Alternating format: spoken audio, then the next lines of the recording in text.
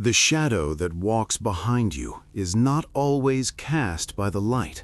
Sometimes it is a stain on the bloodline waiting to rise. In the heart of Morocco, where the old magic still breathes in the soil, a door was opened that should have remained sealed for eternity. We do not choose our inheritance, but we must survive it. Welcome to the darkness that does not sleep. I reached the final page of the book, where the ink seemed to bleed into the paper. It was a chapter dedicated to summoning the servant of the abyss named Khashram. Khashram was a demon whose sole purpose was to accompany the sorcerer wherever he went, executing every command without hesitation or mercy. He taught the summoner anything they desired to know about the hidden arts. What made this matter strange was the method of summoning Khashram. It appeared deceptively simple, and the instructions were terrifyingly clear. That is why I decided that he would be the first entity I called forth. The text claimed Khashram was one of the strongest ifrits in the hierarchy. When summoned, he grants a ring to his master. Through this ring, you can call upon him at any moment to do your bidding. To understand the gravity of this, Khashram served the queen of the lower realms. Her name was Maimuna, the daughter of the Cursed One. This might seem like a story of madness to you, but for me, it is a memory of ruin. I often think back to my story and fail to comprehend the events I survived. To this day, when I lay my head on the pillow, I am haunted by the horrors. Greed makes a man sell his convictions and his principles.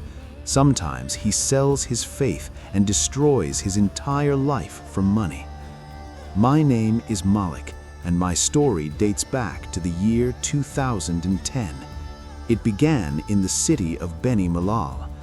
I hesitated to tell this story because I fear the consequences of speaking their names, but I have decided to share it as a warning to anyone who listens.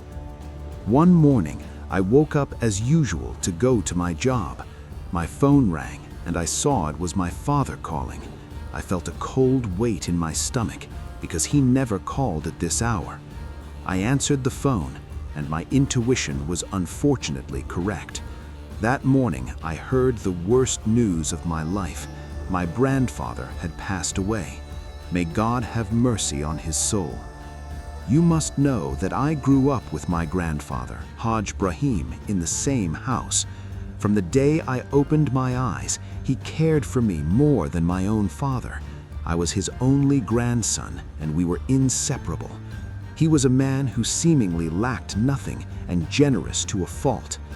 I remember the Friday he died vividly. The house was full of people who came from all over Morocco to offer condolences. Hearing stories of his kindness made my admiration for him grow into an obsession.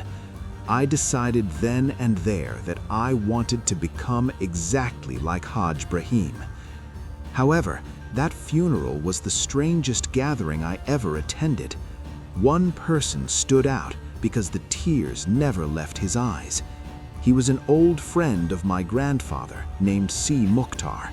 They were childhood friends who had lived their entire lives together. Before he left, he looked at me with an intensity that unsettled me. He said, "Listen to me, Malik. You are the only one who resembles your grandfather. You will become like him, but be careful not to let the devil deceive you. Do not walk the wrong path." At that moment, I did not understand what he meant by those words. After the funeral, I insisted on staying with my grandmother to keep her company. The house of Hajj Brahim felt different without him. His absence left a void that I felt compelled to fill. I asked for the key to my grandfather's private office, wanting to be alone in his sanctuary. As the heavy wooden door opened, a scent hit me that was beautiful, yet overtowering. It was a mixture of heavy musk, ancient incense, and something metallic. Days passed, and I fell into a routine of reading in his office. I did not know that this peace was the calm before a storm of absolute ruin. One day, I drifted into a deep sleep in my grandfather's chair. I dreamt a dream that would overturn my life. I dreamt I was standing in the office and the room was pitch black. I heard a faint sound, like a little girl weeping in the darkness. I followed the sound until I realized it was coming from the bottom drawer of the desk. I reached out and pulled the handle, and black smoke erupted from the drawer, choking me with violent force. I woke up terrified, drenched in cold sweat. That drawer was locked when I tried to clean it days earlier. A burning curiosity seized me. I remembered a small ceremonial bowl on the desk filled with old keys. Finally, a small rusted key turned in the lock. I did not know that this key would open the door to a curse upon my soul. I pulled the drawer open. Inside, there was no smoke and no crying girl. There was only a large leather envelope. It said, "Do not open." But curiosity is a soldier of the devil. I broke the seal. It was a book bound in strange skin that smelled of rot and decay. I opened it and found myself staring at a manual of black magic filled with drawings of twisted creatures. I slammed the book shut in terror and looked at the title embossed on the cover. The title froze the blood in my veins. It read, "Welcome to the great secret of the sorcerers. Welcome to the Codex of Shadows." A violent shiver racked my body. Why did my pious grandfather possess such a blasphemous object? Suddenly, a thick, guttural voice echoed inside my head. It said, "This is your grandfather's secret. This is where his wealth came from, and now it is your path." I avoided the office for 3 days, but the nightmares would not stop. I needed answers. I sought out Si Mukhtar at the mosque. When I asked him if my grandfather dabbled in magic, his face turned pale. He confessed that the book belonged to my grandfather's father, a notorious sorcerer. They had tried to burn it, but the Codex of Shadows refused to burn. Si Mukhtar looked at me with tears in his eyes and said, "If you have seen the dream, it means they have chosen you. They will not stop until you learn the art and fulfill the pact."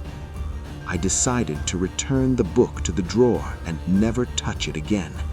But as the months passed, my life began to fall apart. The company went bankrupt, and I was fired. Poverty began to gnaw at me, and the book called to me in the silence. My family's wealth was built on this power, so why should I suffer in poverty? The devil convinced me that the book was my savior. I returned to the office and unlocked the drawer. I began to read the Codex of Shadows. Night after night, I memorized the dark rituals. And then I found the chapter on the demon Khashram.